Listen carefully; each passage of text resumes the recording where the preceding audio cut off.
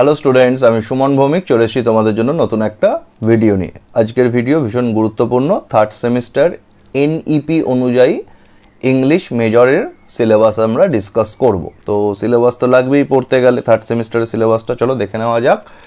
সিলেবাসটা কিন্তু ভাস্ট হচ্ছে, মানে আগে যা যা পড়ে এসছো তার থেকে কিন্তু পেপার ভাস্ট হচ্ছে, এবং এটা খুব ইভেনচুয়াল ব্যাপারটা হয় সবার ক্ষেত্রে, আমাদের সময় সবসময় হয়েছে যে ক্লাস যত বাড়বে সিলেবাসের পরিমাণ তত বাড়বে, এবং সেখানে একটা সেই নাম্বারের সঙ্গে ব্যস্তানুপাতিক সম্পর্ক হয়ে যায় নর্মালি, কারণ সিলেবাস বাড়লে নাম্বার ঠিক রাখা মুশকিল হয়, সেই জন্য প্রথম থেকে ভালো করে পড়তে হবে। ঠিক আছে, শুরু করছি। মেজর পেপারে তোমাদের 75 মার্কসের টোটাল পেপার, তো 60 মার্কস তোমাদের রিটেন এক্সাম হয়, বাকিটা কলেজ ইন্টারনাল হয়। তো 60 মার্কসের মধ্যে তোমাদেরকে 10 মার্কসের 2টো প্রশ্ন লিখতে হবে, 5 মার্কসের 4টে প্রশ্ন লিখতে হবে, 2 মার্কসের 10টা প্রশ্ন লিখতে হবে, এইভাবে 60টা হয়, 20 চলে আসছি। তো পেপারটায় যেটা আছে সেটা পেপারের নাম হচ্ছে history of English literature. Unit 1-এ পাচ্ছ the beginnings Anglo Saxon age to the age of Chaucer. Unit 2-তে পাচ্ছ the late middle ages to the restoration of monarchy, late middle age restoration টাইমটা, রেস্টোরেশন অফ মোনার্কি। ইউনিট 3-তে পাচ্ছ the restoration period to the romantic period, restoration থেকে romantic period অবধি, মানে একদম 1850 সময় অবধি রোম্যান্টিক পিরিয়ড, সেই সময়টা অবধি। ইউনিট 4-এ পাচ্ছ the Victorian period to the late 20th century up to 1990, তাহলে ভিক্টোরিয়ান পিরিয়ড থেকে শুরু করে মানে ওই 1850-এর পরবর্তী সময় থেকে, মানে 19th সেঞ্চুরির সেকেন্ড হাফ থেকে 1990, মানে 140 বছরের মোটামুটি একটা সময়টা পাচ্ছ। মানে 1990 মানে মডার্ন কবিতাও তার মধ্যে চলে আসে, তোমার পাবলো নেরুডা, তোমার টি.এস. এলিয়ট, ডব্লিউ.বি. ইয়েটস, মানে যারা greats of the modern English poetry, ওদের জেনারেশনটাও পেয়ে যাচ্ছ। ফলে একটা বিরাট একটা হিস্টোরিক্যাল সাইকেল কিন্তু কভার করছে তোমাদের এই সিলেবাসে। ভালো করে দেখো, একদম বিগিনিংস থেকে, মানে হচ্ছে অ্যাংলো স্যাক্সন এজ থেকে, অ্যাংলো স্যাক্সন এজ যেখান থেকে ইংরেজি ভাষার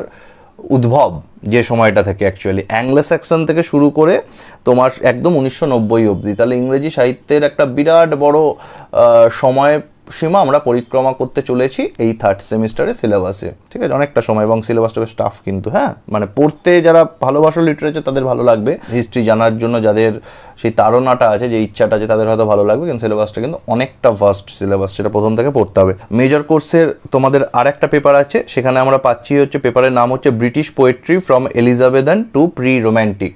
তাহলে এলিজাবেথান এজ থেকে শুরু করে, মানে 17th সেঞ্চুরি থেকে শুরু করে প্রি রোম্যান্টিক এজ অবধি। প্রি রোম্যান্টিক মানে হচ্ছে ওই 1798 থেকে রোম্যান্টিক এজের শুরু, তার মানে তার আগে অবধি, মানে 18th সেঞ্চুরি অবধি ধরে রাখো।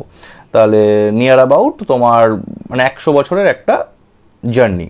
তো এর মধ্যে আমরা কি পাচ্ছি এই সময়কার, এটা ব্রিটিশ পোয়েট্রি, মানে শুধু কবিতাই পাবো এই পেপারটায়। জন ডানের লেখা দ্য ক্যানোনাইজেশন পাচ্ছি, অ্যান্ড্রু মার্ভেলের টু হিজ কয় মিস্ট্রেস পাচ্ছি, শেক্সপিয়ারের sonnet 130, মিল্টনের paradise Lost book 1। Paradise Lost book 1 কিন্তু 798 লাইনের একটা এপিক। হ্যাঁ, বুঝতেই পারছো কি হতে চলেছে। আচ্ছা, নেক্সট হচ্ছে আলেকজান্ডার পোপের পাচ্ছি the rape of the lock, canto 1, 2 and 3, বিরাট বড় সিলেবাস, বা 3টে ক্যান্টো মিলে প্রায় 500 লাইনের বেশি। আচ্ছা, উইলিয়াম কাউপারের পাচ্ছি the solitude of Alexander Selkirk, আর থমাস গ্রের পাচ্ছি elegy written in a country চার্চিয়ার্ড।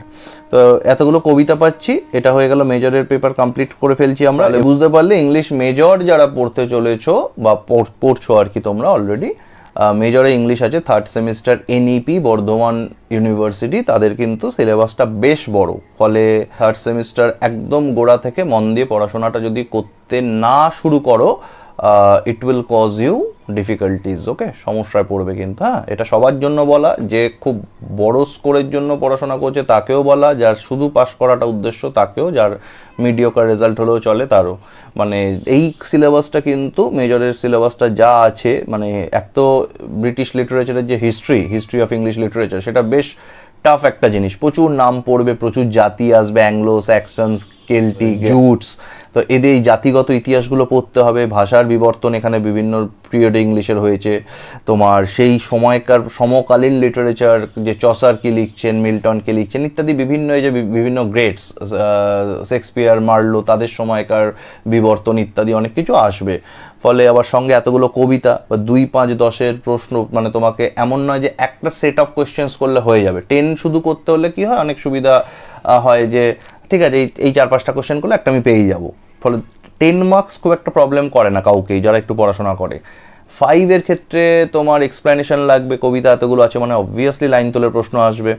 আর 2 মানে তো বুঝতেই পারছো যে সেখানে কোনো সাজেশনস চলে না, সবই পড়তে হবে। 2 মার্কসে দেয়ার আর মানে various questions actually you have to go through.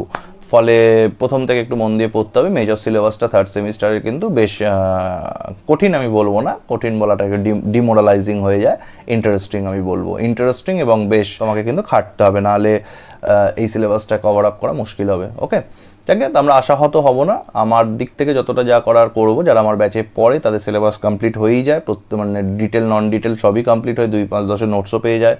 R others যারা ইউটিউবেও ফলো করে, আমি চেষ্টা করি আমার মতো করে যতগুলো ভিডিও তাদের প্রোভাইড করা যায়, সেই চেষ্টা জারি থাকবে। তোমরাও তোমাদের চেষ্টা জারি রেখো।